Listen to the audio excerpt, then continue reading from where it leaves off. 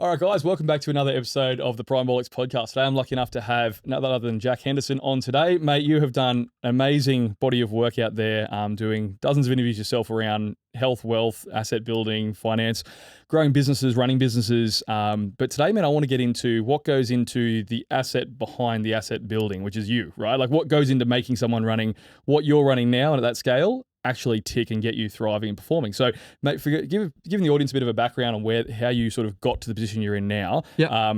I'd love to hear a bit of background on what got you into the seat that you are today. There's a lot of things. That got me into the seat. So I guess 30-second story was grew up in Western Sydney in a place called Wilberforce. It's turf farming and vegetable farming country, about 70 km from the city, and wasn't a very good student at school. Got expelled from 2 high schools and the final one at 15 years old. And I went straight into the construction industry as a labourer because my parents are relatively strict people. So as you can imagine, they weren't impressed that I got expelled from school. Gotcha. And they said, well, now you're expelled. You're not sitting at home doing nothing. You're going to go get a job. So I interviewed at Winnebago to because, they're like, oh, if you go get a job here, you'll learn how to be an electrician or plumber and all these other things. And I did the interview, got the job, and I was like, fuck that. I'm not sitting in a factory all day, on a production line. So I got into construction and I was earning really good money as a labourer and then got into property investing, bought my first property at 18. That then led me into starting the business at 20, how old was I? At 23, I started the business. And from there, that's when I got really serious about life. And obviously, when you're running your own show and you're not getting paid, to show up to work I was in construction and mining. That's when I got a lot more serious about my health and my wellness and, not drinking piss like I was when I was in construction and mining and all that stuff you do because, when you're not on in your own business, you're generally not making any money. So the more days you spend not on versus being on, it's a very expensive thing. And then sort of, from 23 to now, I turned 30 in 2 months. I've just sort of gotten more and more serious and that's sort of given me more and more success, and here we are. And for people who may be living under a rock and haven't crossed your path so far then, what does here we are look like for you today? What are we, running businesses wise back? Yeah, so we've got a few different businesses that fall under the Henderson Group banner. This year we'll do about $50 million in revenue and it's about 120-ish people across Sydney, Newcastle, Central Coast, Brisbane, Gold Coast, and Victoria, and Melbourne. Mate, incredible. There's heaps of stuff there to unpack because you've got running a team of 120 people that's a different level. Business part as well, I think it is the best growth engine you can ever strap yourself in for. Correct. Not the most comfortable, but it is definitely the one that forces the most growth in people. That's a big one. Very, very true. Not comfortable when there's a lot of shit going on in the world that affects it, that's for sure. Man, I think that's a great place to start because currently we're filming this right now, and obviously it's probably the most turbulent we've seen the business environment. A lot of disruption from a heap of different areas. You got AI fuel, you got housing inflation, you've got a heap of things sort of outside of this room right now going on. Correct. And I think you've got a really fresh approach to framing that stuff because I think it gets very easy when the constant dialogue and you're just being slammed in the face every day of, the everything crisis is happening, the cost of living crisis, fuel crisis, everything's just on fire, right?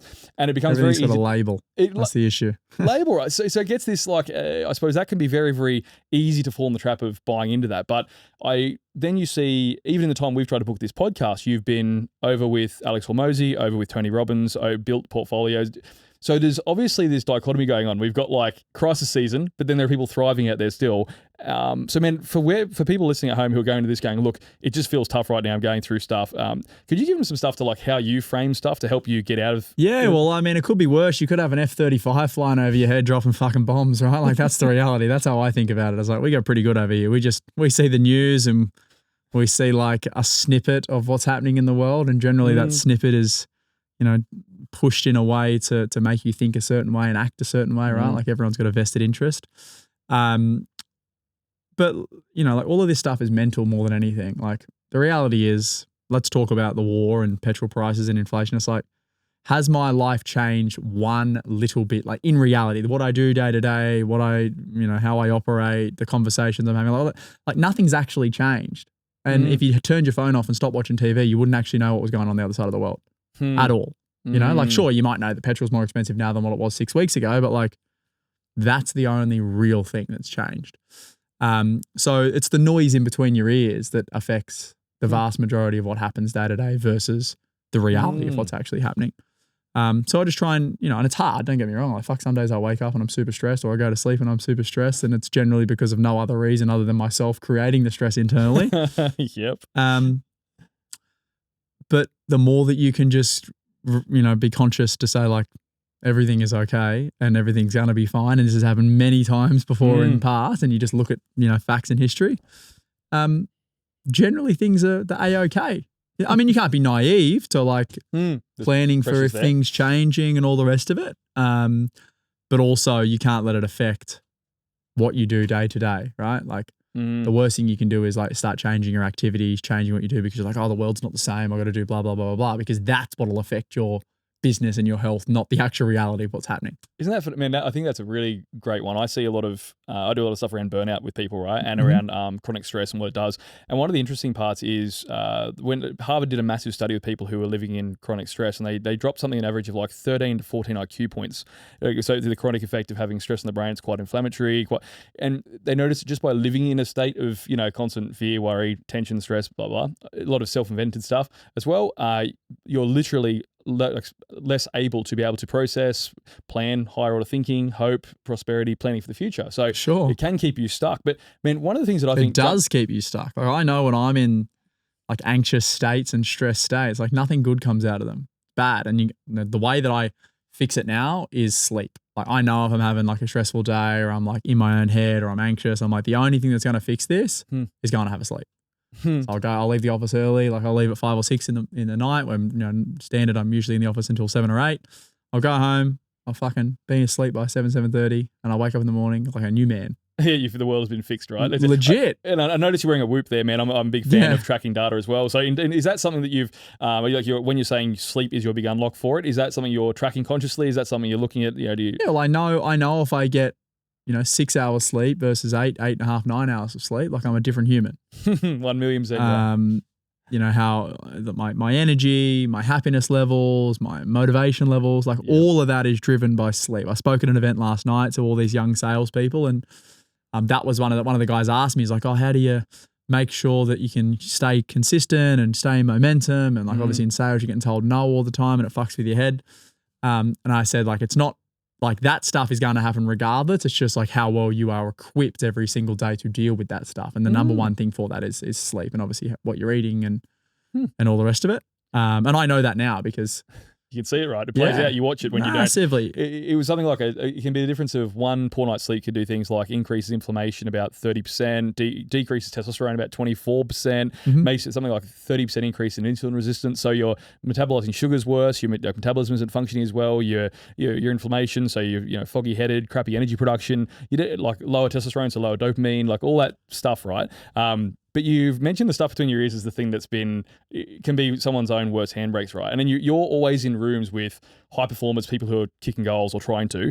What have you seen is one of the big blocks, and what are the big unlocks that you've seen with people? Like, what's the common handbrake or things that keep people stuck that you see in those people? Like, yes, last night you were talking to a group of people who want to do more, take on more. Salespeople are driven people. Yeah. What are some of the things you see are like common themes? You're like, hey, I just keep seeing this just holding back a lot of people. It's just the beliefs that we have in our life that are not true and we believe them to be true. There's a great book by Derek Sivers. I talk about it all the time. It's called Useful, Not True. And as human beings, we obviously are born. We generally have parents that raise us, and they raise us to have beliefs that we then believe to be factually true, when in reality it's just a perception. Like very few things are like black and white, true or false. It's generally just a perception of what's happening. Like you could ask the same question to 10 different people and likely they'll have 10 different answers. Which one of those is true? Well, none of them are true. It's just true to that individual. So what holds most people back is we have beliefs about things that are not true. And because we have those beliefs, it keeps us in a position. Like, Elon Musk would have completely different beliefs and a completely different mindset because of those beliefs versus me. He would believe that getting to space and going to Mars and all that shit is 100% achievable and it's going to happen. And it's a normal 9 to 5. That's right. And it's like, I don't even know how to believe that stuff, right? And that's why Elon Musk is worth fucking almost $1 trillion and I'm not. So that's the thing that holds people back. It's all a belief system. It's like, if you believe you can do something, you are right. And if you believe you cannot do something, you are also right. So like choose a belief. And Derek Sivers, the book that he has, it's only a small book, but he talks about how, you know, he had this incident in his life where he had a car crash and, you know, there was two people in the car crash, him and another lady, and the other lady was pregnant, and he heard through someone else that she ended up becoming a paraplegic and all this stuff. And like he lived with that in his life for I don't know how many years. And one day it got the better of him and he's like, I need to go meet this person because it was like holding him down. He felt guilt and all the rest of it. You know, so he found out where this lady lived. He knocked on the door and there she was. And she opened the door and she was fully able and normal. And he's like, hey, I'm Derek. And, you know, I was the person who had the car crash. She's like, oh my God, I feel so bad. It was my fault. I ran the red light. And he's like, no, I ran the red light. It was my fault. And the moral of that story was he had this belief that he had run a red light, had a car crash. This lady was a paraplegic and now living a terrible life. She had a different belief about the same incident, that she was the one in the red light. She crashed into this young guy. And the reality is neither of those things, like there was probably a truth in the middle, but they both had these beliefs that like probably dramatically changed the outcome of their life because they were living with this regret and living with this guilt and living with this, all of this shit when it wasn't true. It's their experience of the same thing is entirely different worlds, Correct. right? And it's just a perception. So what are one of those? What's a common one? Because I've become fascinated with like self-limiting beliefs and how they can play out, right? And seeing people, some of the common limiting beliefs, I think, whether it be scarcity, which makes people play small, whether it's like, and it keeps them stuck, like you said, right? And in that example, that's a really good illustration of that. With some of the people, let's pick like last night, for example, when you're talking to young salesmen who are sort of coming up and there, what are some of the things you could sort of read in between the lines on with the questions you were getting asked from those guys? The big thing is action. So like having a belief, if someone tells you to do something, you should just go and do it versus procrastinating and trying to find all the reasons why something won't work. So that's the big thing for everyone. And I think that's something that I've been relatively good at over my life. And I think it's because I'm not that smart and I don't look into things all that much. Someone tells me to do something that's more successful than what I am. And I just go, oh yeah, that would make sense. And I go and do it. And it works. Just execute. Or it works to a point, right? Like doing something and having a little bit of progress is better than doing nothing and having no progress. So that's the big thing, is like the belief system around just doing. And by doing, you will guarantee yourself essentially more luck in life. I said this thing last night that I thought was pretty profound. It's like bad luck will find you if you do nothing. Good luck will only find you if you do something. So if you want to guarantee yourself bad luck always comes around in life, right? Like you can do nothing. You can try and keep yourself safe. You can go to the doctors tomorrow and be told you got cancer. That's bad luck. That will find you. But good luck only finds you if you go and put yourself in a position to find good luck. So, you know, that's a belief system. It's like if I do nothing, I'm guaranteed no good outcome, but I also can potentially have a bad outcome by doing nothing. Whereas if I go and do something, sure, there is the potential that there could be a bad outcome off the back of it, but there's also the potential for a much higher chance of having a really good outcome. And I think having a belief system around just taking action, just doing, and eventually something good will happen, that's a belief. You can also believe I'll just keep doing something and something bad will happen, but that's probably not the right belief. And with where you are now, running at a $50 million revenue, 120 staff, the sort of portfolio you manage now versus the version of you when you first stepped through the doors of doing this at 22 when you started your business, right? What would you say is your single biggest change that you've made in that mindset, in that approach, or that piece of advice that you would give your younger self if you're going back and going, hey 20-year-old Jack, this is going to set you up pretty well by the time you're 30. Let's run at this. Well, I probably wouldn't change anything, right? Like what I've done so far has worked, so I don't want to fuck with anything too much. That's an informed answer. I think the thing is, like I don't overthink things too much. I can get into patterns of overthinking about certain things, but like by and large, if I look at my life, I just do things. I don't overthink. I don't think about like, fuck, what happens if this happens and that happens and that happens and the domino falls and it creates this thing. Like I don't think like that. I just go, what's the worst case scenario? Can I live with that? Sure. What's the best case scenario? Generally dramatically outweighs the worst case scenario if it happens. So I just go and do it. You know, I'm a risk taker, and I think because I've done so many things now, whether it be business or personal, and, you know, sure, some things haven't gone to plan, but the vast majority of things have gone to plan. I've now gotten into this pattern of like thinking I can do something, then going, okay, well, yeah, I can definitely do that. I've got a history of telling myself I can do things and then those things being successful. And then you just do it. And then you give yourself a higher chance or a higher probability of making success out of something. Because you've stacked the reps of basically giving yourself that self-confidence vote, right? Like self-confidence is just achievement, personified. Correct. So if I use running as an example, I'm obviously a pretty avid runner. I started off by running 5Ks. Prior to doing 5Ks, I didn't think I'd be able to do 5Ks. Then you do a 5K run, then you go, okay, I'm going to do a 10K run. And from a 10, you go to a half marathon. From a half marathon, you go to a marathon. From a marathon, you go to I think I did a 60K. From a 60K to 100. From a 100K to a 100 mile. From a 100 mile to a 200 mile. My next run's a 300 mile. Now, you don't start at a 300 mile run, right? Because it just fucks your brain. I remember listening to like old David Goggins, I think the first ever book, what was it called? Never Give Up or something, whatever it was. And he was talking about the Moab 240, which is 240 mile run. And I'd never run a marathon up until that point. I'm like, how does someone run for like 400 Ks non-stop, right? It's hard to conceptualize. It is. But when you take the baby steps over time where you're like, oh yeah, I don't understand. When you finish a marathon, you're like, I don't understand how someone can run 100 Ks. That's 2.5 times a marathon. And then you do 100 Ks and you're like, wow. I remember when I thought I could never do this, and then you do it and you're like, well, I wonder what it's like to run 100 miles because it's like a 24-hour plus run.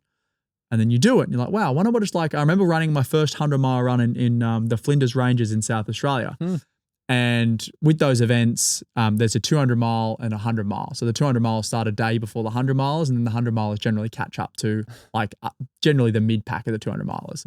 And I remember like running past these 200 mile runners thinking, fuck, they're doing double what I am going to do. And it was like 100 miles at that time was like wild. Like I almost DNF'd multiple times through that run just from giving up.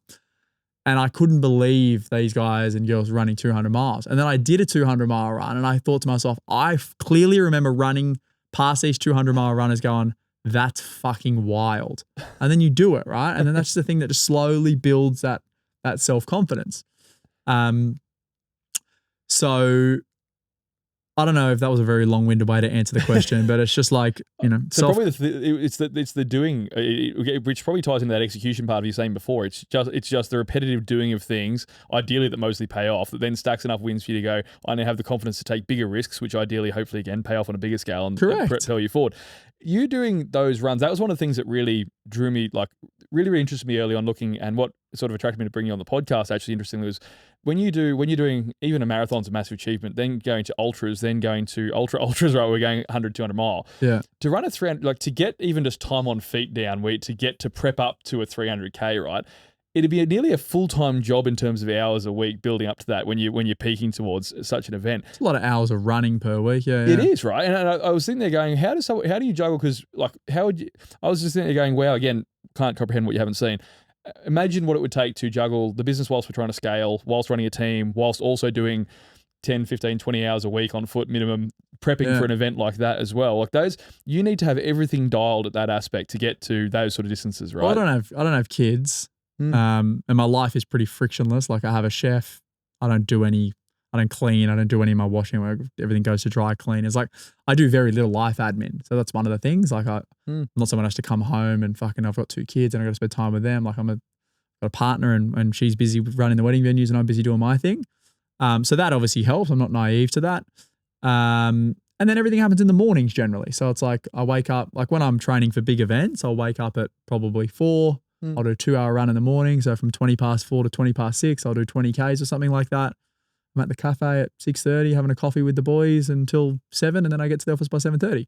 So like it's not that hard to do because I don't have anything else to do, right? Like if I had to be home for kids and I had to clean the house and I had to, drop kids at school and all the rest of it, like it would be much harder. But I'm at the stage of my life where I don't have any of that stuff, and it's like purposefully I don't have any of those things. I don't want kids yet, and I want to be able to enjoy what I'm building.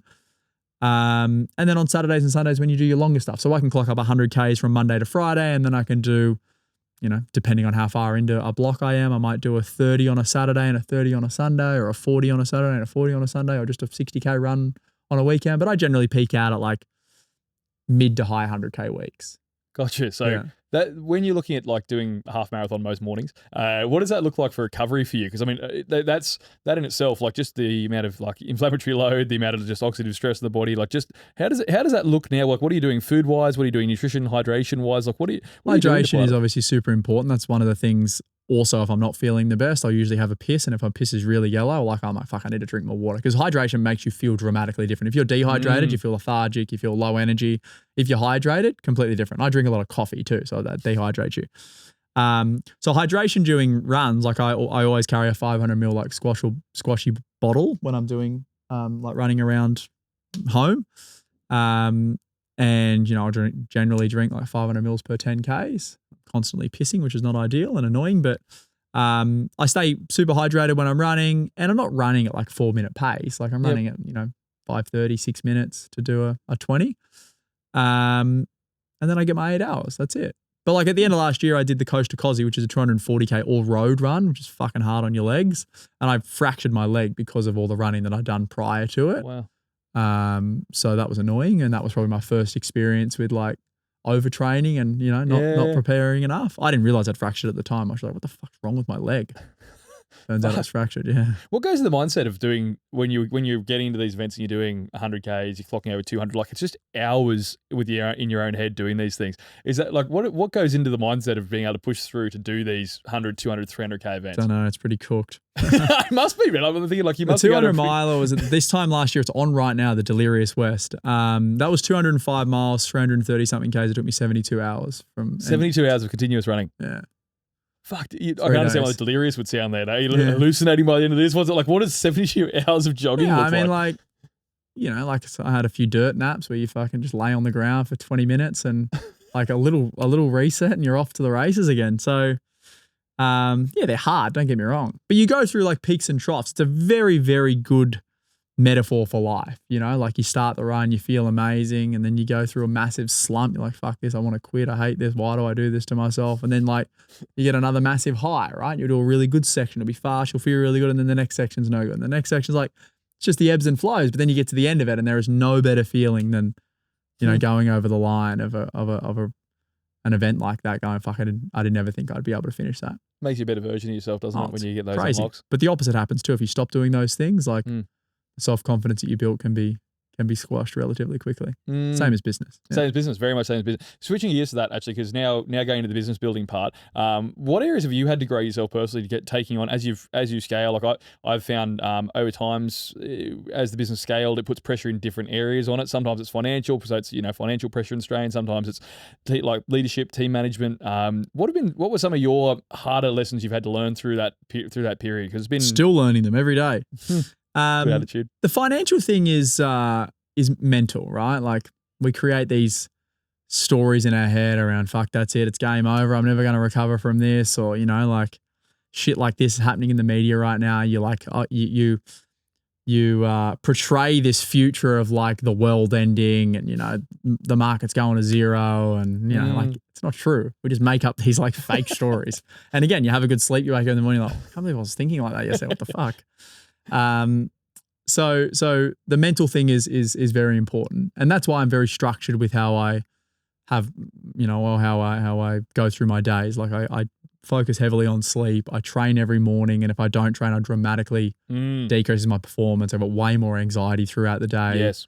Especially when you drink coffee. Like if I don't train and I drink coffee, like I'm just an anxious wreck all day. It's the worst. It's a bad outcome, man. It's the worst. Training's one of those ironic things, right? Where it's like it's an acute stressor in the body, but they looked at like what would happen if you trained 4 days. It was 4 days a week, and they only considered training. It was only 40 minutes of light to moderate exercise, and it reduced. What heart rate would that be in? This was more specific to weight training in this particular study. Right. But I'll pull up some aerobic stuff later. But yeah, during like resistance training, specifically 4 days a week, it dropped cortisol over 12 weeks by like 35%. So you're dropping your baseline stress hormone a third just by training 4 days a week. And so you're dead right, man. When you get that point of, there's a lot to be said for just physically processing stuff, right? Like just getting it out of your nervous system. Like sure, it's a real thing. If I don't train, I know like the how I perform and how my brain works, and it's like dramatically different. Massively. Yeah, and I don't drink. Like I drink 4 times a year at the end of every quarter. We just had our quarterly blowout 2 weeks ago, so that was like the end of Q1. Amazing. We had a big night, dinner, and had some fun. And then I won't drink now until my 30th, which is mid-year. So I think when you're like you don't drink much, you don't really put anything in your body other than normal food and coffee and normal shit, and you train a lot, you're like you feel the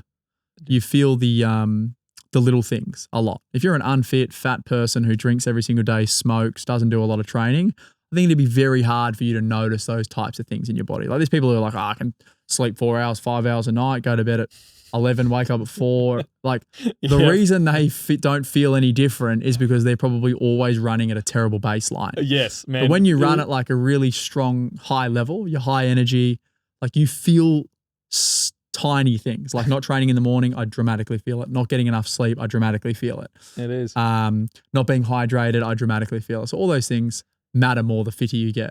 It's like putting E10 in a Ferrari, right? Like it's when you get to that point, and you're right, that baseline. A lot of people don't.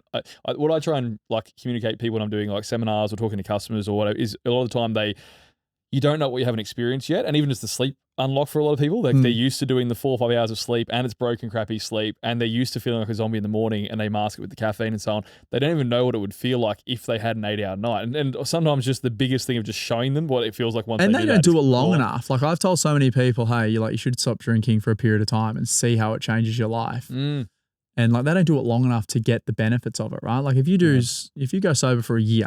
Like, because I went through I tried different things. I did 6 months off the piss and then back on it. I did 12 months off the piss. I did quarter to quarter.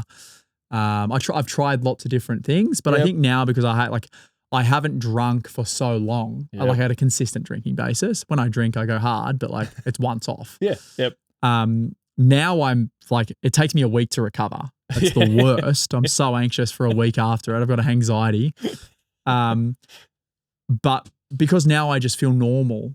Like that's why, like my normal baseline, that's why drinking affects me so badly. And people who drink consistently and have consistently shit sleep and all the rest of it, like the reason they probably don't feel all that bad or as bad as someone like me would feel who doesn't drink a lot. Baseline. Is because of like how they live their life constantly. Yeah, man, alcohol's the easiest one. Like typically if you get like someone in a room and you say, what are the physical unlocks? You said a lot about the mental stuff so far. Like what are the mental, limiting beliefs?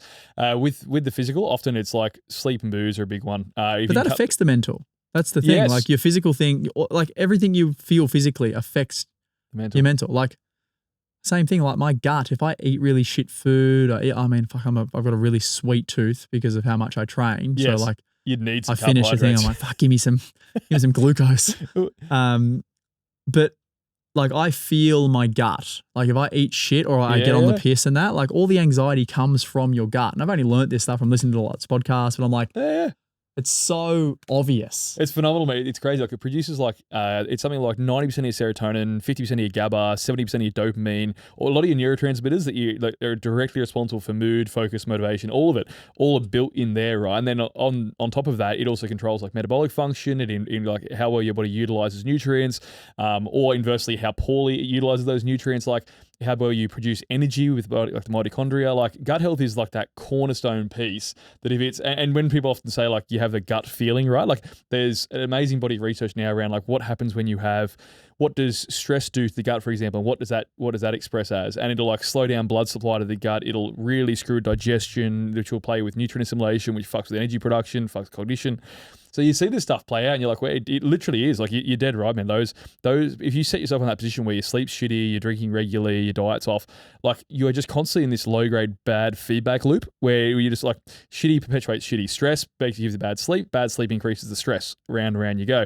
They band-aid it with caffeine. Stimulants increase stress. Round and round you go. Then they reach for sugary foods because they're having crappy sleep and high stress, and round we go. So it's funny, man. This whole thing, I see that very much so, and I've spent many years in the physical realm, but I just find the mental very fascinating because you've had some big mentors, right? And I'd love to hear what some of the best lessons you've learned, because you've worked with some of the biggest people in the mentoring space, right? I think it's Tony Robbins you're working with now. Yeah, we're on his platinum group. Yeah, unreal. So and I think in between trying to organise you for this podcast, you've been over there and back as well. So I was there in Feb, I think, in Sun Valley, and then I come back for 2 weeks, and then I went back to the US for Mosey, yeah, gotcha. Yeah, it was in between. You've done both, and they're both quite big contrasts, right? Like I watched the interview with Alex and Tony, and it's quite crazy to watch those two talk. Actually, correct. I mean, what did you learn from? Let's start with Tony first. What did you learn from Tony Robbins' course there? What was the big take home from that one for the mindset aspect?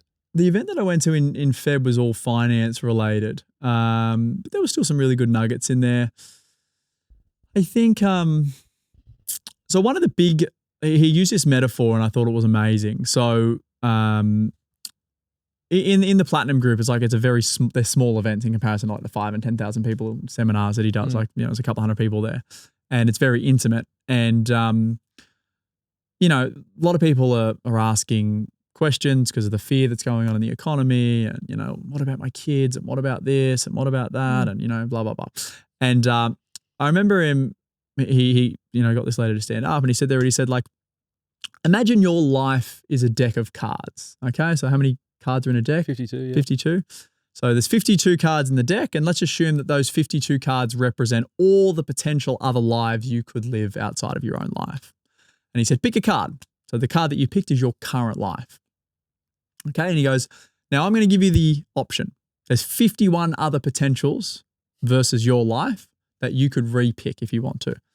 But to do that, you got to put your card back in and re-pick another card. And he said, now before you make the decision, just think about the probability of you getting a better life than what you have right now. And then he started rolling through all these statistics. You know, it's like X number of billion people don't have access to clean drinking water. X number of billion people, you know, live on less than whatever it is, $2 a day. Blah, blah, blah, blah, blah. And he said, now you know all the facts and the probability of you drawing a better card than what you have right now. Will you put your card back? And I was just like, wow. I sent it to my team straight away. I was like, wow. And it was just like the most amazing reframe. And it's like, wow. The reality of our lives is if you could put your life back in the deck and pull another card out of the 52, the chance of you getting a better life than what you have right now 1 to trillion, right? is like significantly smaller than picking a better card. Sure, you could pick a card where you're born into a billionaire family, you've got the best health, the best genetics, you're happy, but the chance of you pulling that card is significantly lower than you pulling a card where you're born in Uganda and you're poor and you don't have access to clean drinking water and, you know, you were sexually abused and all this shit that could potentially happen, right? And that happens in the world every single day to people. Yeah. So that was one of the big things with Tony Robbins. Like, it was all about finance and money, and you know, Ray Dalio was there and Howard Schultz and fucking all these you know, billionaires and experts in their field. But it's like everything is perspective and how you look at something. What's the energy like in a room like that? How do people? What did you spot when you're spending time around billionaires, around people who have done, you know, who are like impacting at literally a global level, right? Yeah. When you were talking to these people throughout the day, throughout the week that you're there, and sort of, I'd imagine in conversation, what are some of the habits or things that you're picking up from people who are operating at that level? Because it sounds like a pretty amazing room if you've only got. Yeah, they're not really that different. So the good thing about Tony Robbins' group is like everyone's there for the same reason, right? Like if you put those 300 people into a group of another 3,000 normal people, so they'd be 10% of the group, like you'll be able to tell the kind of people. Like they're very high energy, very optimistic, very positive. Like, you know, that's why it feels a bit culty, because you're like, what the fuck? Like, this is not normal, right? Because they're very different from the normal population. I remember the first time I went to a Tony Robbins event, it was a day of UPW, which is one of his signature events. And you know, I went to the stadium and I was there by myself, and, you know, everyone starts jumping around and fucking, yeah, clap your hands next to your people. Yeah, you know, say 3 things that you love about it. And I'm like, what the fuck is this place? But by the end of the day, I felt like the weirdo because like everyone else is doing this shit and you're not. So you're like, well, maybe I'm the weird one here. And then you can start getting into it, right? Yeah. And the reason he does that, and the reason all of his events where, you know, you sit there for an hour and then you're up and you're out of your seat and you are jumping in the music and they've got the dancers up and you're following the dancers. It's all because he wants to keep you in the state where you learn. Because if you just sit in a chair all day and you write notes, like you might be high energy for an hour, then you go into low energy. And then and they're not small events. We start at 11 a.m. and they finish at 2 a.m. in the morning. Like you're there for a fucking long time. And like Date with Destiny is even crazier than that. 6 days back to back. You start at say 9 in the morning and you finish at 2 and 3 in the morning every single day for 6 days straight. And it's like overload of shit in your brain. So that's why you are constantly up, and he's got the, you know, temperature in the room really low and they're oxygenated. So you keep yourself in a state where you will take things in and you will make positive change in your life. So that was a long-winded way to answer it, but it's all perspective. It's all perspective. That's a big thing. And often we need to remind ourselves of how lucky and how good our lives really are. And then from a Hormozi point of view, obviously it's very tactical. So it's you know, like there's a lot of stuff that wouldn't really relate to other people because it's not their business, it's my business. But the thing that I got from them, which is not him telling me, but it's just observing the level in which they operate at, you know, like it's, they're serious about business. They're like, he's a very, very smart guy. He's got a very, very good team. They're making huge amounts of dough. And they're constantly taking it to a new level. Like the reason I'm going to learn from him is because who else can I learn from better than him? Right? He's similar age to me. Like he's within 10 years of me, running a similar style business, but he's doing it on a much bigger level. And he knows, I know who he is and he doesn't know who I am. So there's like, I want to do more of what he's doing. Being the small fish in the big pond is a very humbling but powerful growth engine, right? It is. I mean, the reality is our business, like we were the biggest business there. So in our boardroom session, but like we were still a blip in the ocean in comparison. He did more revenue in one book launch than we'll do in 2 years. It took him 3 days to do that. So. I think a powerful framing but around what normal is, right? Because I think one of the things that I always try myself when people go, they want to do the normal life or fulfill the status quo, I suppose, or what's expected of you with the societal pressure of what normal is. But I always just try and reframe, well, if you thought of what average is, what normal is, average is overweight / obese, because we're 65% of our population is overweight or obese. It's usually, I think it was in the US, it's less than $1,000 in savings, but here it's like, I think it's like $5,000 in savings or so. Divorced as well now, the average as well. So if you want to be divorced, overweight / obese and have less than $5,000 in the bank, that's what normal or average is. So when people keep going, I want to, they're trying to optimize for normal. It's like, well, we need sometimes reframing the bar as well and putting yourself in those rooms can be a really great way of showing you what a better normal could be, right? Yeah, it's hard because it makes you realize you're not as good as you think you are. Like when you're around people that are significantly better and significantly bigger than what you are, you're like, fuck me, I feel like a peasant. Like sometimes I leave things and I'm like, fuck. Just depressed. Yeah, really. Like you're a little bit, but it's a good thing, right? Because you can either use that to be like, oh, fuck, it's too hard and I don't want to do any more, or you can use that as motivation. I was sitting in a room the other day with YPO listening to one of the guys from Chemist Warehouse, founders of Chemist Warehouse, talk.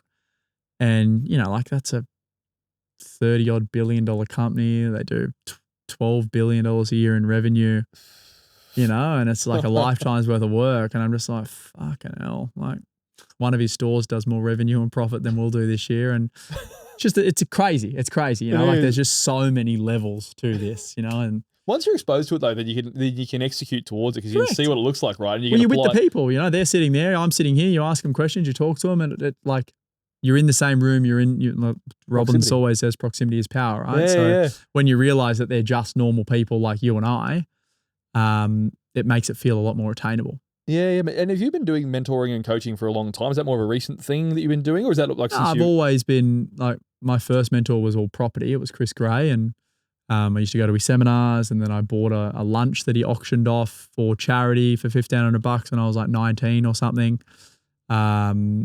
And, from there it was the public events, the Success Resources events where Gary Vee was there and Grant Cardone and all that. And then it's like the digital mentors that I've never met, right? And you just have them in your podcast and read their books and then it's the implementation of all that shit. Such a gift, man, that having that now. I think starting a business back in 2015, like this year's the 11th year, and mate, just even the sheer amount of content available now, anyone starting a business now, especially between AI and those resources, it is a superpower. Like there's no better time in history to start a business. Was the first one-person company, did you say just hit did $1 billion? Well, they're going to do $1.8 billion in revenue, but they got more than $1 billion valuation, and they're just reselling GLPs. With one person. Utterly incredible. They did $400 million in revenue last year, and they're on track to do $1.8 billion this year with just AI and them. It's insanity to think that that's like what we're going to be able to conceptualize as the new as something achievable, right? But once you've seen it's like 6 minute achievable. Mile. There it is. It's happened, right? Yeah, it's happened. It's the 6 minute mile. Then like 12 people do it in the next 2 years. Once it's been done, it's been. But I think that's the greatest opportunity we have here is that, right? But I think for a lot of people as well, again, at home, it'd be ignorant to say that people aren't having a rough trot. So it'd be good to see what your opinion, what you would do if you're speaking to someone listening to this, going, what would be your next 2 or 3 steps to try and put yourself into a better position? And we'll go down to your wheelhouse, the financial aspect and building a future for yourself. So what's the general advice you give? You're sitting around the pub going and chatting to a mate going, hey mate, I want to put myself forward a little bit, want to plan for the long term. Where do you start them now? What plan of attack do you have given, with a lot of change happening? And so I think like the reality is there is a lot of change, but it's not new. Change has always been a constant, like it doesn't matter how many years you go back, whether it's 50, 100, 150 or 1,000, like change has always been constant. But something else that's always been constant is that if you invest in anything, I'm a property guy, but you don't have to invest in property, and you do it consistently and you do it for a long period of time, regardless of what's happening in the marketplace, you will do well. That's the fact, right? And And most people can't do that because they're scared, they're nervous, they buy into everything that's happening in the media on a fucking daily basis. There's always going to be a reason not to do something. Always. If you want to find that reason, you will find that reason. This is a belief thing. But on the flip side of it, there's always been a reason to do something as well. There's always an opportunity. So, you know, this thing I was at last night, I was the same thing. They were like, oh, you know, property that you keep hearing that it's never, it's too hard to buy a property, right? It's fucking the year that we're in. And then what I did was I said, okay, let's see if that's actually factually true, and let's see if that's a new thing or if that's just a regurgitated message that has always been the way. So what I did is I went to ChatGPT and I spoke to it and I said, hey, take me back to the 50s, 1950s. So, you know, 75, 80 years ago. And I said, give me some headlines from what was happening in the 50s with housing and how hard it was to buy. And, you know, pops up here and it said, January 1950, Sunday Telegraph, only 1 in 5 buyers have a realistic chance of buying within 3 years. Housing costs rising faster than wages. You know, think about what I'm saying here and think about whether you could use it in today's paper. Intense competition for limited homes. Mortgage repayments are about 25% of a worker's wage. Remember, it would have been a one working household back then. Most people won't be able to afford a home anytime soon. And the actual headline says, housing crunch called economic threat. And that's from 2002. 1970, housing crunch now a crisis. That was in the 70s. 1949, housing crisis, chief issues. 1951, home builders head warns, predicts drastic housing shortage. This is fucking not made up. This is in the 50s, 1956, 70s. Housing shortage looms. Haven't we seen that old headline somewhere before? So what people need to understand, and the hard thing, look, no vacancies, this year's saddest phrase. Like in black and white still, because it's like people need to understand that this is not new. You know, interest rates are 18%. This is impossible. That was in the 1980s. It's like, it's the same shit over and over and over. The rules haven't changed. Again. For some reason, we continually make it a self-limiting We don't problem. learn from history. People choose not to learn from history. Like, use right now as an example. It is scary. I would be lying and I would be not telling you the truth if I said that I don't have thoughts going through my head. But you just have to remind yourself that this shit has happened before. Many times. And it will happen again. And there will always be a reason to not do anything. But I would much rather back history than bet against it. AI is not a new thing. Sure, the technology is new. But 120 years ago, 80% of the world's population were farmers. And then this thing called a tractor was invented. Now less than 1% of the world is a farmer. Is the world still here? Of course it is. Is food cheaper than it's ever been? Of course it is. It's another bullshit thing. It's like, oh, cost of living. Have a look at how much food costs us today versus what it cost 100 years ago. It's way cheaper right now. Everything's cheaper now. It's just a narrative. Context. It's just a narrative. It's all up in here, right? Yeah. Daniel Creasy talks about that quite a lot. Actually, they did like the agricultural revolution compared to now, for example, and it's just another level of change we hadn't seen yet. But it has happened. Industrial revolution. It's the same shit. Like they say, history doesn't repeat itself, but it rhymes. So it's like, sure, AI may be a new thing, but tractors were a new thing back then. And sure, they're going to say, well, AI, the change is happening much faster than a tractor come into the economy. Sure. And what? You know, like, so it's just reminding yourself of this stuff. And you go, well, okay, let's assume that the world won't be the same again. And let's assume housing prices can't keep growing, right? Because that's what they said back in the 50s and the 20s and fucking however long before that. They can't keep growing. Let's assume that's true. What else do you do? Like, let's say you don't invest in property. What else do you invest in? Would you invest in the share market? If you can, then great. But what happens when the market comes off by 15%? You know, Warren Buffett, I was listening to his most recent interview the other day with CNBC, and he said during his lifetime, so he's 96 or something, probably been investing since he was 20. During his lifetime, the market has come off by 50% 3 times. Okay? So let's assume that the market comes off by 50% this year and you're invested in shares. Yep. Would you have the balls and the courage to continue to hold? And the answer from 99.9% of people is no. They would sell because they're worried. And they wouldn't sell when it was 50% off. They'd sell when it's 3 or 4% off, right? Or 10%. And that's the reason people don't do well in assets like that, is because you can be really reactive. I can click one button on my phone and sell. With real estate, you can't do that. That's why people usually do much better in real estate, because the mortgages are for savings. You have to pay it every week, otherwise they'll take it off you. and you can't be reactionary with it. So you just go, oh, fuck, I'll just hold. That's why most people retire with the vast majority of their wealth in their house. And the same in superannuation. I mean, people now are setting up self-managed super funds and they're trying to do trading with their super, which is the dumbest shit I've ever seen in my life. But assuming that you've just got your money invested in an industry fund, like an Australian super, like a CBUS or whatever it is, the reason you'll probably do really well with that long-term is because you won't be able to trade in and out. You just let them do it for you, right? You pay them a 1% management fee or whatever, and then you come back in 50 years' time. Every week you get paid or month you get paid. You've made the consistent investments over a whole lifetime. Compounds beautifully. Correct. And you don't worry about the fluctuations in the market because most people have no fucking idea what the superannuation is doing anyway. So in answer, the way that I would talk to someone at the pub if they said, what should I do now? Was I would say, well, you don't have to do anything. But one thing I can tell you is if you do nothing, you are going to be guaranteed with a terrible result. So that is a definite. So if you're happy to make that bet by doing nothing, go and make it. Or you can do something and you are going to have a much higher probability of having a better outcome than not. So I just constantly remind myself that this has happened before. It's going to happen again. And people will always find a reason not to do something, but there's always the opposite of that too, which is to find a reason to do something. And now with ChatGPT, you don't have to go search Google. You can literally just say, hey, GPT, right now with what's happening in the world, can you give me 200 years of history of when this has happened before and watch it? It's incredible, man. The tools we have access to now, and even for modeling, right? Like when you're going through and let's model out this scenario. The resources we have now, like God, if we'd had these 10 years ago when I was building the business, I'd be stoked. But people have got an absolute superpower there, just between having LLMs there that can model out rather extensive things you might need to pay a financial planner for, right? And so either we're trying to get people out of the rat race, for example, as a context. We're going, well, let's look at the finish line of what the average person needs to get themselves set up so they can go, look, you know what, I'm building towards a future that I think is going to be, I'm going to be comfortable when I retire. I'm all good and comfy, right? When I think some people get, like I said, they get that idea of, hey, I need to have millions of dollars in assets, and they paralyze themselves before they even start. Correct. So what do you, when you're talking to the average person, you do a lot of, like, through your businesses, you're buying dozens of properties a week for other people as well. What are you advising people now? What would you say is like hey, if you want to get ready for quote unquote retirement for the golden years, what does the average asset portfolio have to look like to get us in that sort of? You don't have to do much. There's two things that people do wrong. They have the time frame that they are thinking through is way too small.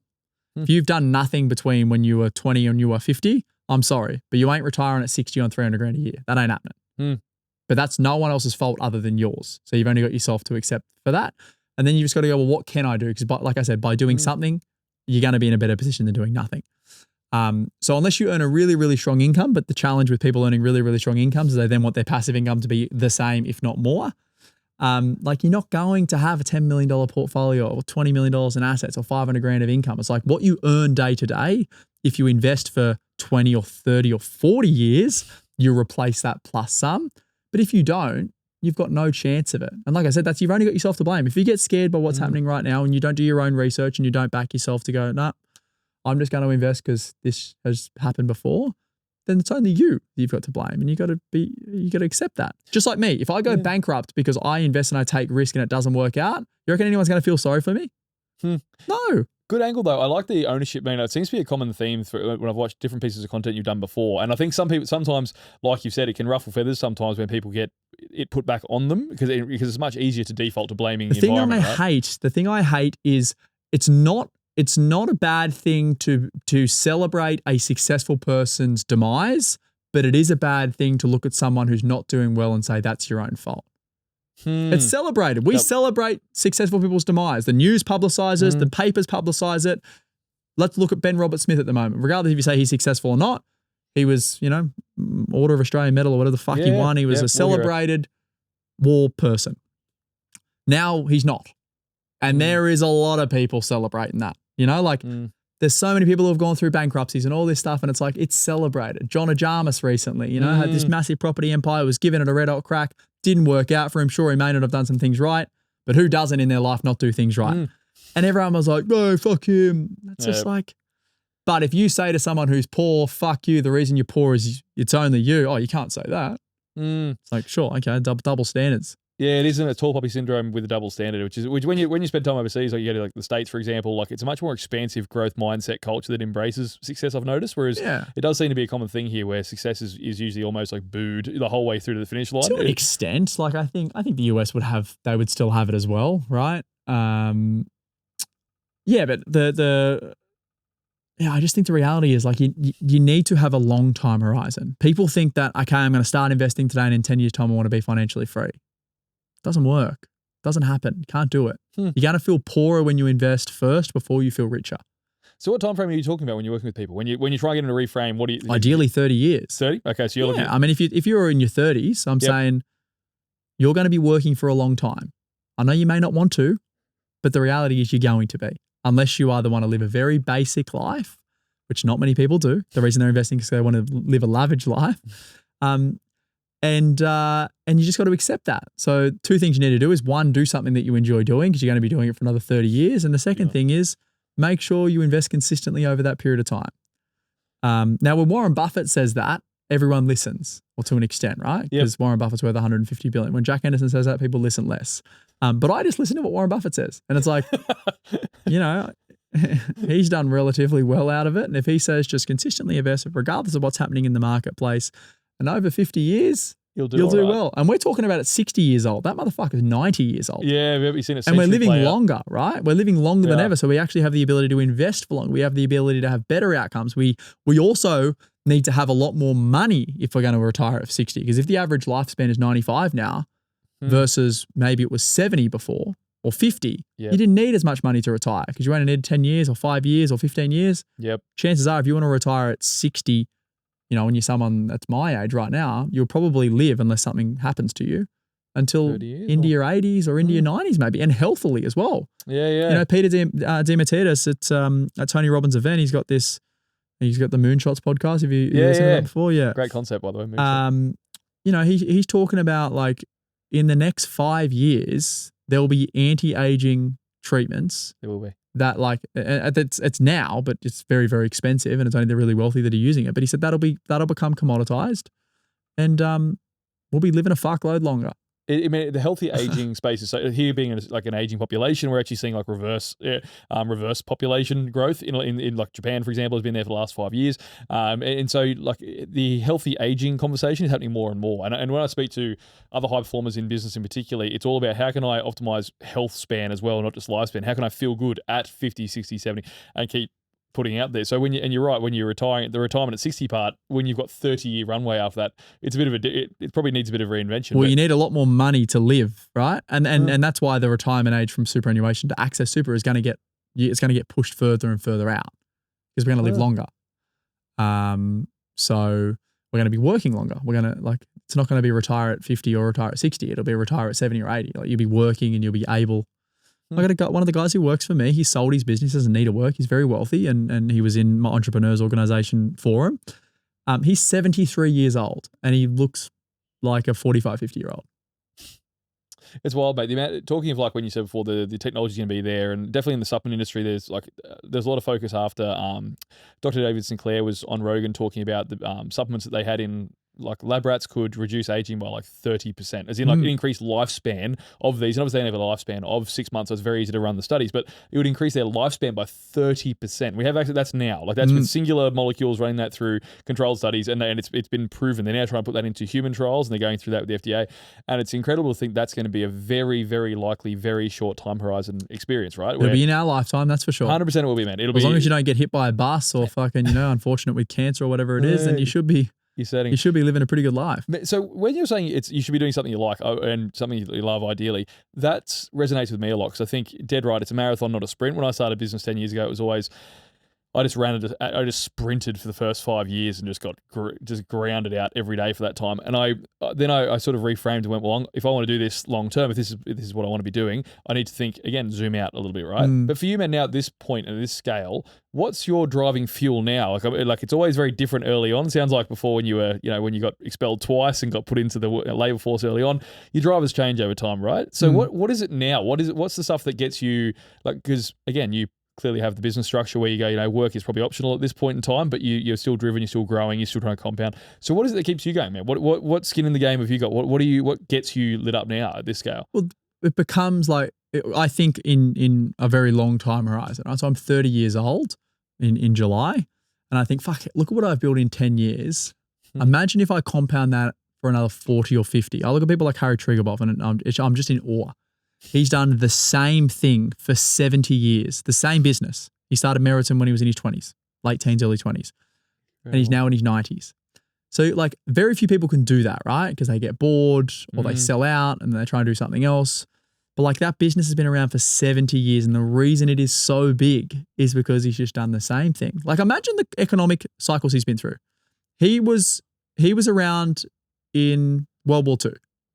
So since World War II, he's grown Meriton through every recession, every interest rate rise and decrease, every fucking global event, every war. He's had Vietnam, Korea, 70 Afghanistan. plus years of business growth, and he's now worth $30 billion. So that's what excites me, is I'm like, sure, you get caught up in the day-to-day, and like recently I've been like, fuck, imagine if I sold everything, got a caravan and just went around Australia and just, lived off the income that, either my portfolio or parts of my business give me. And I'm like, that would be amazing for 2 seconds. And it's very hard. The thing with business is it's very hard to get momentum when you lose it. So I've got lots of friends who have sold their businesses for big money. They buy a big house, they buy some cars, they go on some nice holidays, and then 12 months later they start another business. Very, very, very few of them can ever repeat the success they had the first time around. Not many people are like Elon Musk. Someone sells a company for a couple of $100 million in Australia.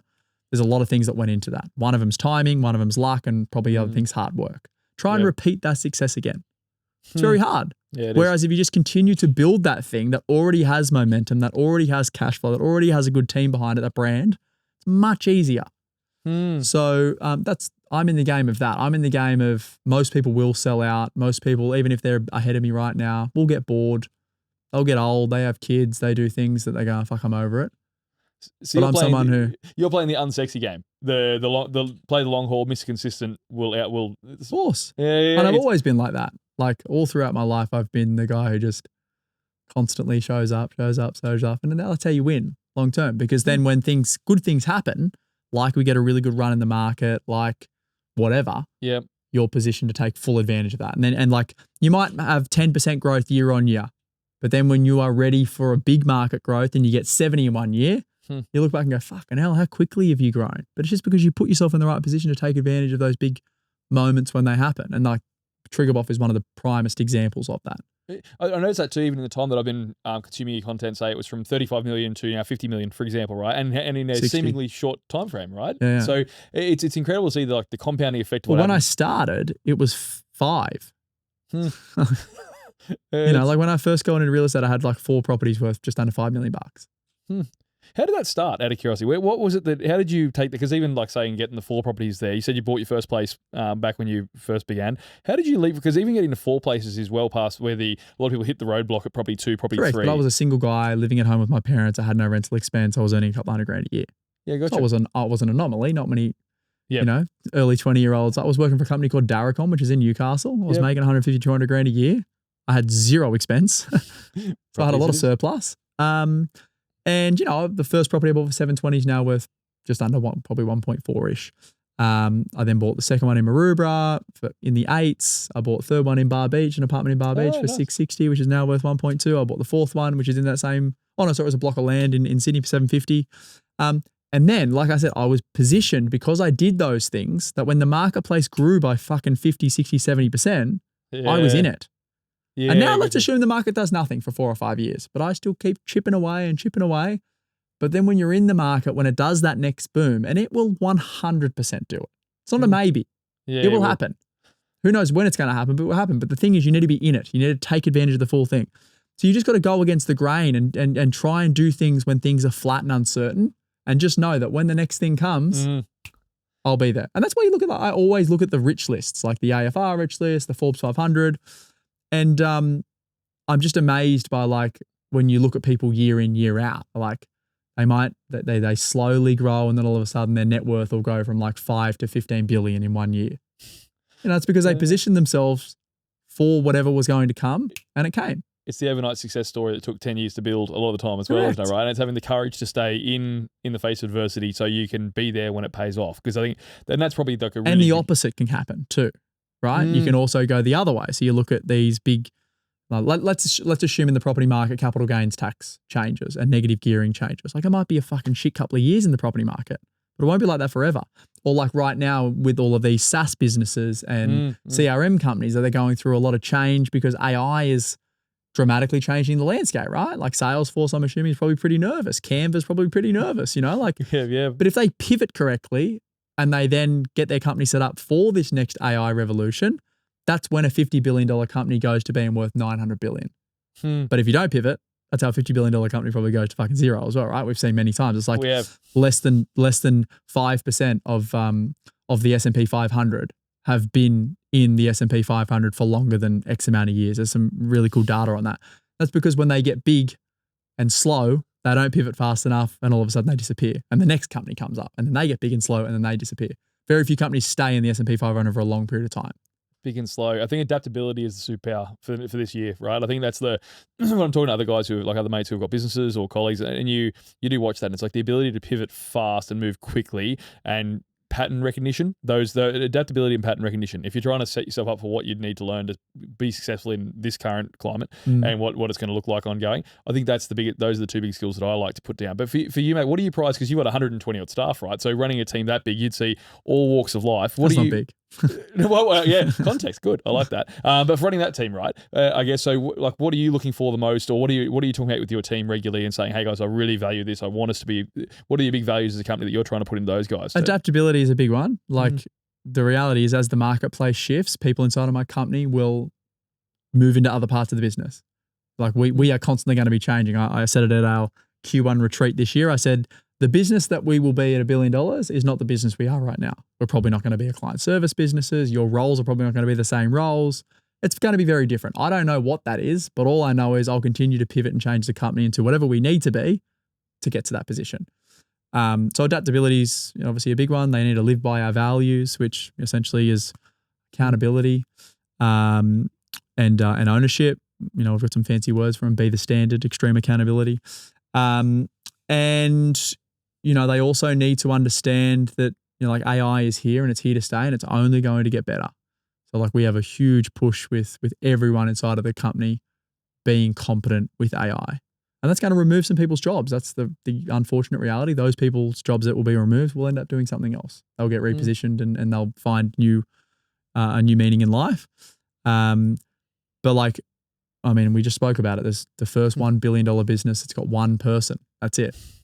$1.8 billion in revenue with one person, right? So what that means is, let's assume that I've got 100, 120 staff across the organization and I never let go of another person, but I never hired another person. We shouldn't need to grow our headcount to 5 or 10 or 20x the business. Which has always been the bottleneck of business, right? I think especially service-based businesses, it's more and more people. You need to serve more people, you need to hire more people. So yeah. So that's the big thing. It's like, how do we become more efficient and how we continue to grow without adding headcount? How do we make all of our team members 10 times better? Which means they're going to be remunerated better as well, right? Instead of not being able to be remunerated better because we can't keep remunerating that person high and we've got to go high 5 more of their role. It's going to allow people to earn more money for their individual roles because they're going to be able to do more and take on more capacity. So, how fast did that team grow, out of curiosity? With 120, has that been you? Well, it was 1 in 2021 and now it's 120. So so it's been a fast growth curve. And through that time, what was your big thing that you've had to learn in managing that many people and in trying to be a leader for that many people, like to give them vision? Everything inside of your organization that is wrong is your fault and everything in the organization that is right is your fault. So if something's wrong and you're frustrated or you've got a team member who's no good or you're like, why the fuck do you keep doing that? It's not their fault. It's your fault. So that's every time something happens, I don't get angry at them. I'm like, fuck me, why didn't I do that? Or why didn't I position that correctly? Or why didn't I give that person the correct training or set them up for success or whatever it is? Everything in every organization that is wrong is no fault other than the founder or the CEO or whoever it is, because you empowered that person or you put that person into that position to make those decisions and you didn't start top of it. We had massive issues with our asset management business recently. Had the wrong people in the wrong seats, didn't pick up on it fast enough, had huge client issues, service was nowhere near the level we thought it should be at, and I didn't know about it. until it was a big issue. Hmm. And I was like, I can be angry at the person. It's their fault. This person was useless, didn't do X, Y, and Z. But it's like the only reason that happened and got to the level that it did is because I wasn't on top of it and I was distracted doing other shit. So, ownership, mate. There's a lot of solace in that. There's a lot of peace, I think, in ownership. I think it gets a bad rap, but it ruffles a lot of feathers. Having people just going, "This is your fault," but everything is in our life. But I also think that's probably one of the best freedom pieces I think I've ever had of going, because it puts everything back in your control. You're running the show, and I think business does that because it amplifies and it creates mirrors of your shit. Whenever you have things where you're like, I have a shortfall, it shows up somewhere in the team. It'll show up in the way your customers get served. It'll show up in the way you make product. There'll be elements of your flaws will show up all around you and act as mirrors the whole time. You'll be presented more and more than you do in normal life with that. Because when you're an employee inside of a business, you can just push blame onto other people. And that's what most people do because they want them to sell. They want themselves to present as well as they can, right? So they'd rather make someone else present poorly so they present better. Where like when the buck stops with you, and Tony Robbins is the master of teaching this. Like when the buck stops with you can't blame someone else. Most people try and blame the government. They try and blame what's external happening. Conditions then, right? It's like, the reason this happened is because of X, Y, and Z. And it's like, well, no, the reason that happened is because you never reacted fast enough to make the change, so it didn't happen. Ownership, mate. Powerful way to land it. Now, in talking of landing the plane, mate, I know we've had you for well over an hour now, so I thought I'd be conscious of your time. Time flies. It does, doesn't it, Legit. mate? Crack combo. I actually didn't realise either. So with bringing this home for, I suppose, some really actionable advice. I think we've done a lot on business owners and their mindsets and what they're doing then. So setting them up for this, setting them up for success this year and what that looks like, I suppose, to last, because it is rate of change is accelerating and so on. I guess what are your predictions for what you think this year is going to really pop off? What are the areas that you're excited about? What are things that are getting you really G'd up, looking into what you think's going to unfold this year in the market? It's the hardest thing about this year is simply going to be the voice in your head. 100%. That's going to be the hardest thing this year. I've already found it. Fucking in February, my GM left out of the blue and I was like, fucking hell, I didn't expect that. I'm all, frantic. Then this fucking war shit happens. Like, that's going to be the hardest thing. Just being able to be calm in chaos and continue life as normal and day to day and make the changes you need to make. And that's all I'm going to focus on. It's just like knowing and expecting that shit's going to be chaotic because like this stuff's not going to go away soon. Like there's going to be waves of it and fucking, there's just going to be shit that's going to happen. Like we're in one of those times. So just expecting it and just going like, the next thing happens, you're like, fuck, I knew that would happen. Thank you. Give me more of that. Calm in the chaos, man. I think that's a superpower, hey, like being able to operate under and that's where the opportunity is going to be. As long as you can be calm in your own head and not allow the external noise to get in there and make you stressed and make you panic and make you do things inside of your business that you never would have done if you weren't in that state. Because like these things, like people make jerk reactions. Oh, fuck, I need to do this because that's going to happen. Or I need to do this or I need to do that or fire that person or not go into that or not, buy that thing or invest in that thing or whatever it is because of the noise in our head. Not because it's not a good idea, but it's because you think, oh, by doing that, this is going to happen. So that's all I'm focusing on now is just like expect that it's going to be chaotic and not all that great. And we probably will get, I'm in a world where interest rate rises obviously a real thing for sentiments. Expect that you're going to get rate rises. Expect there may be change with capital gains tax and negative gearing. And then also just know that it's happened many times in the past and it's going to happen many times in the future. And you just keep on keeping on. The only constant thing is change, right, mate? Unreal. That's right. I love this. We do like the change, ownership, setting a high standard for yourself. And I think the underpinning that as well, I like that we covered also health and high performance, with just some really basic things there. Like if you can optimize your sleep, make sure that you're training regularly, getting those things in, it'll guarantee you show up to do those things, to be accountable and have good ownership. Right? And I guess the last piece on that is environment as well. So, I live by the beach in all the places that I spend time. In Newcastle, I'm right next to the beach in Newcastle. In Sydney, I live in Bronte. In Queensland, I stay in, Brisbane or on the Gold Coast, hotels by the water. In Brisbane, it's a river, obviously.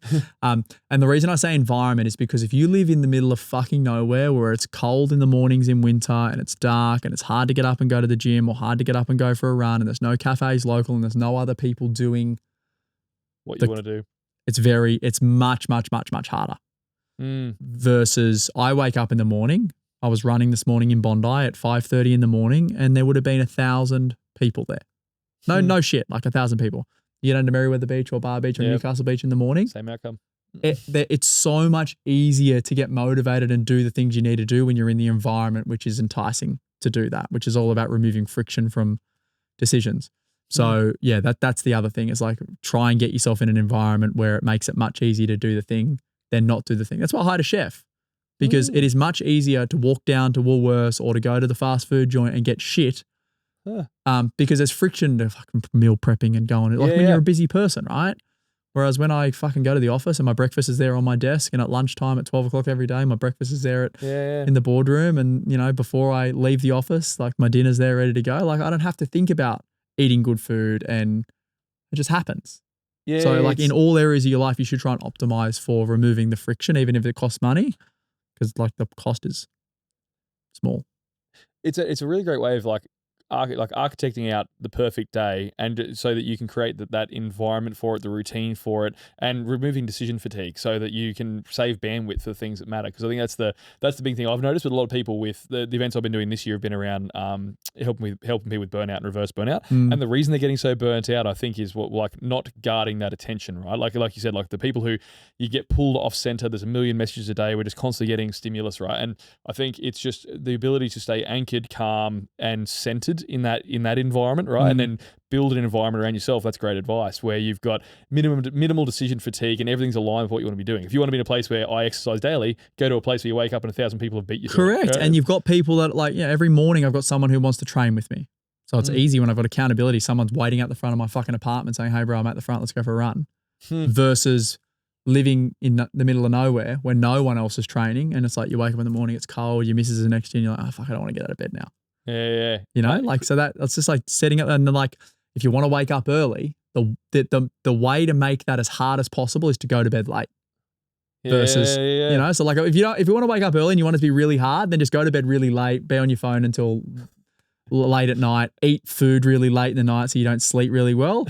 And that'll make it as hard as possible for you to get up in the morning. Guarantees zero success at all. That's right. Where if you want to make it as easy as possible to get up in the morning, go to bed before 8:30 if you want to get up at 4:30. Eat dinner at 5:30 versus 7:30. Don't have sugar late. Like, it's just doing all those things and making sure it's as easy as possible to do all the stuff versus as hard as possible. That's just reverse engineering the outcome, isn't it? I want to be prime at 4:30. Charlie Munger talks about inverse. So it's like, instead of thinking about how can I grow my business, just think about what would I need to do on a daily basis to kill my business. Think about all those things, list them out. Don't reply to my clients on time, provide bad customer service, blah, blah, blah. Do all the things that would kill your business. Make sure I'm not good with cash flow, blah. And then all the things that are on that list, just do the opposite of them and you'll be successful. Yeah, Jordan Peterson talks about that, where he said it's very hard often for people to decide what they actually want, because we've been taught by scarcity or limiting beliefs or whatever to not dream big enough. But he goes, most people know what their hell looks like. Draw your hell, do reverse engineer that, and that'll give you a pretty good indication of what your perfect outcome looks like. And 100%. Yeah, no, man, beautiful. Well, mate, look, Jack, I think there's been some really great areas. I know a lot of time on podcasts you'll be talking about the building wealthy assets, the real estate more so, but I thought it'd be really good today just to unpack a bit more of what goes into building the person who builds those things. So I've enjoyed it, man. It's been good. Yeah, really appreciate the way you've dropped a lot of value there, man. So thanks for coming on. Really appreciate it. And hopefully, guys and girls listening at home, you guys got buckets of value from today having Jack on. So yeah, watch this space. We're dropping this one soon. And mate, thanks again for coming on the show. Thank you, legend. Pleasure.